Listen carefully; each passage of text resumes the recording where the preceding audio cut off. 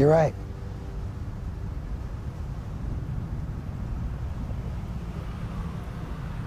Bye, boys.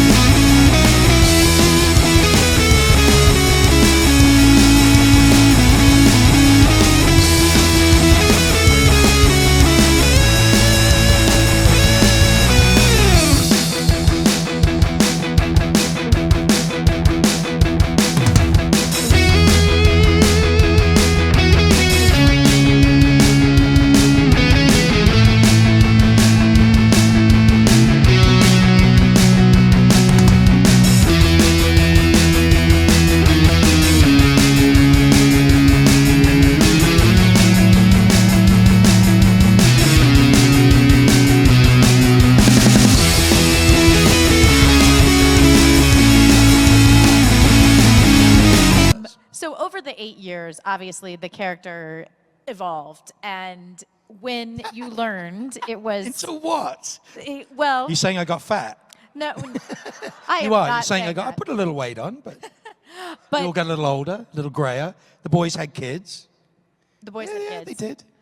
The moosey one still had chicken legs, so he didn't get any bigger. In the end, I know that you weren't entirely happy with the wrap-up of your character, but I love, love, love the story that you shot for your character's last episode. And so could you share that versus what the audience saw on screen? Well, look, I mean, fair play to Andrew Dabb. He'd written an end piece, a sort of a placemaker end piece. He wasn't quite sure, I don't think, what he was going to do with the end.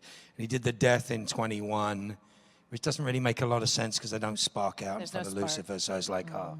So it just sort of all turned into this sort of very complicated thing. And, you know, I knew I was done, but they can't, there's an old, God rest Stephen Bochco, who actually did just pass away. There's something called the Bochco rule. Do you know that? You know that rule? Yes. The Bochco rule is you never tell an actor he's done before you finished filming him. Because of the type of people that Stephen Bochco used to hire for actors would blow up the set or like shoot people or not show up or do stuff or whatever. So the Bochco rule was always in place. So if you've got an actor and you want to shoot him for episodes, you don't tell him his services are no longer required. But I was, you know, I'd already driven all my stuff down from Canada. I didn't have my apartment anymore. I was aware I wasn't coming back for season 13. So it was the situation that dare not speak its name. So, you know, and I said my love and goodbyes to everybody. I took my time. I took a couple of weeks to thank everybody that I knew, and so it wasn't an event. It was a sort of slow letting out of a balloon.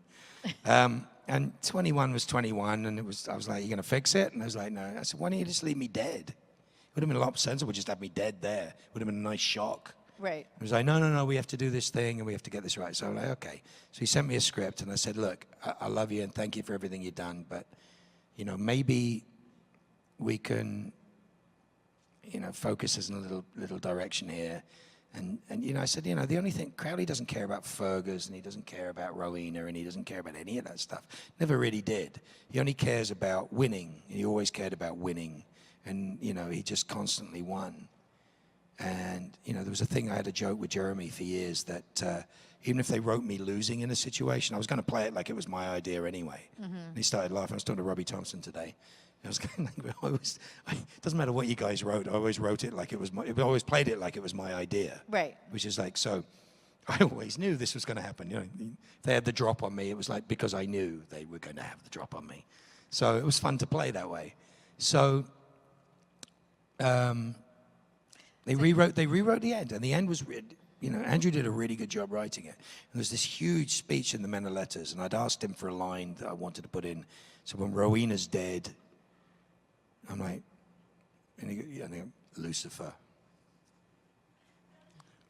Lucifer. Sorry, guess which one that was. In my line, I added the line.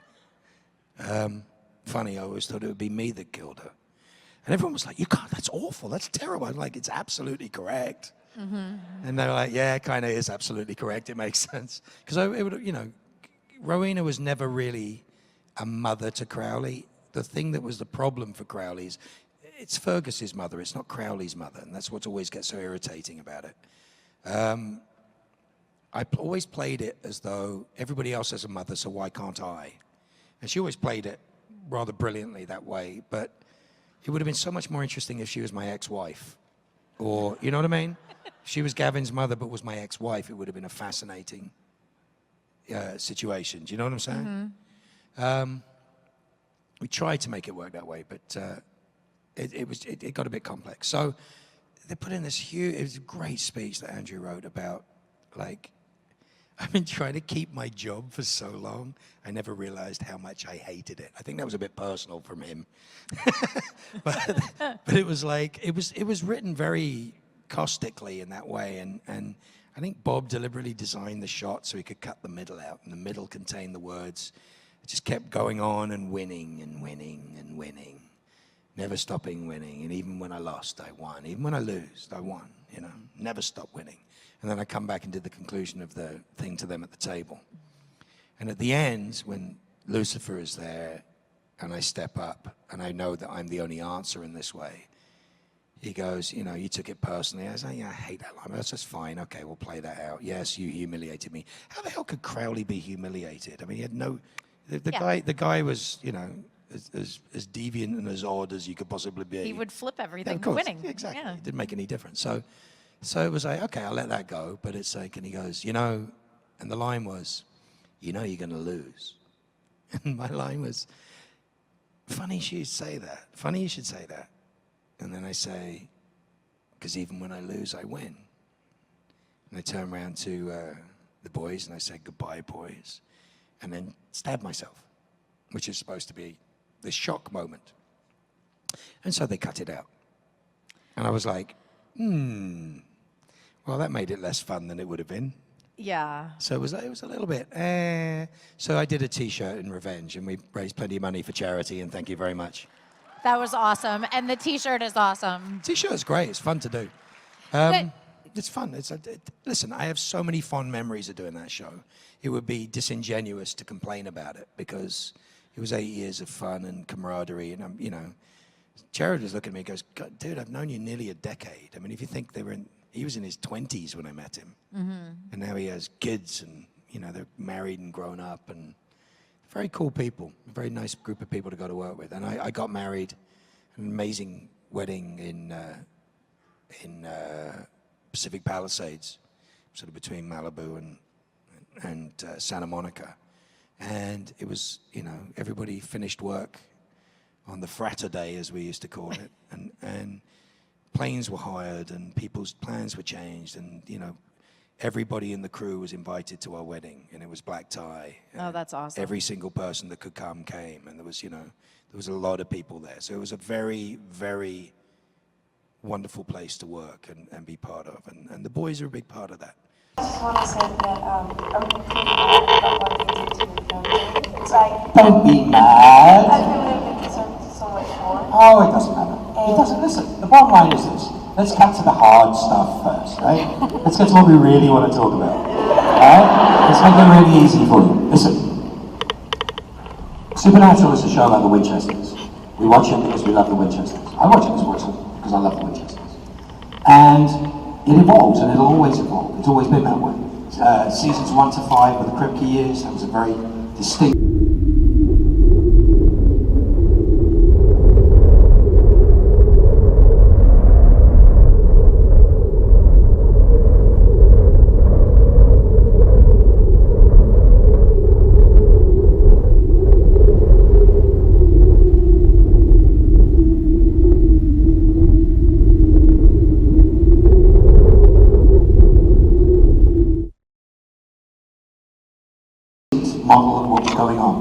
season 6, Sarah Gamble came in. Everyone's like, "It's going to be terrible. How do you turn this ship around from something that's like so obviously in one direction?"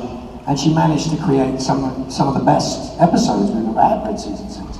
Season 7, through nobody's particular's fault, because I think the first time they tried to do a long story, and I don't think it was as good. It wasn't looked at as a very successful season.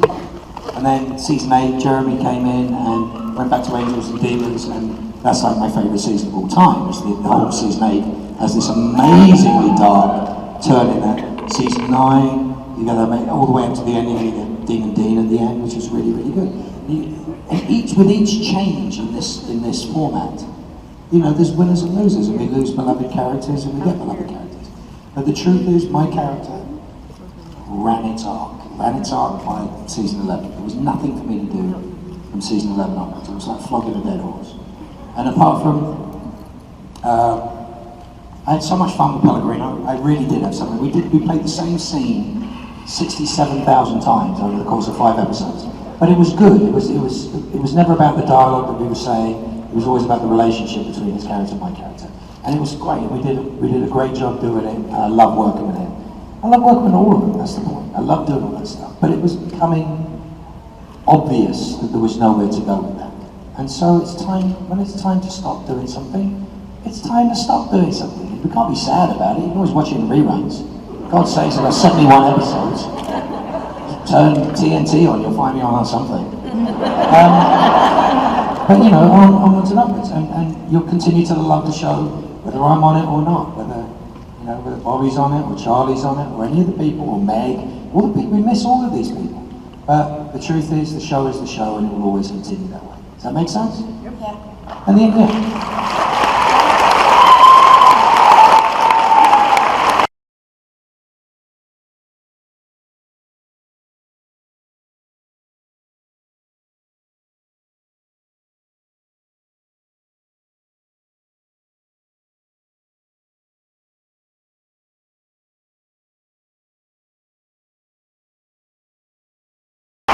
The hard part is that I do feel a little screwed because I got screwed out of this line.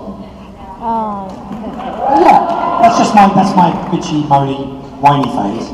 But yeah, that's I would have preferred it in there. If you ever watch the end again, you know where that line goes.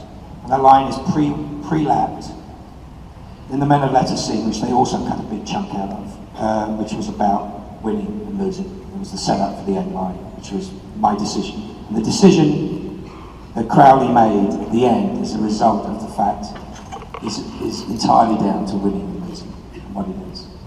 And it's the fact that he makes that decision himself, it's not thrust upon him. It's like he needs to do it, so he does it.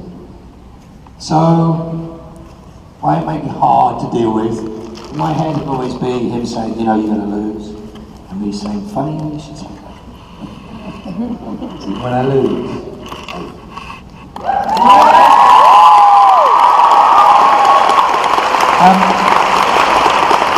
So these are the things I'll cling on to, which will drive me crazy for the next one.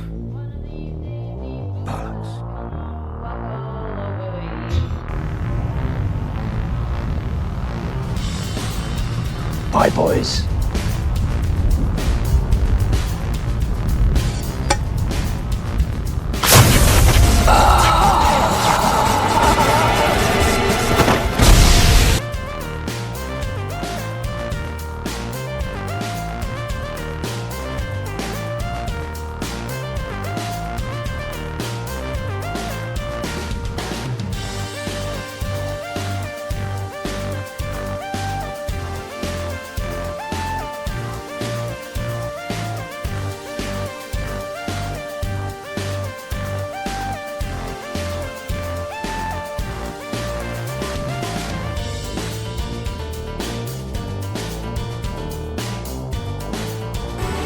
Bye-bye, Crowley.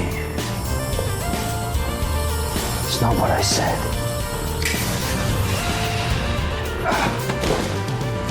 What the? I'm glad you've had a little taste of freedom. What I said was, you're good.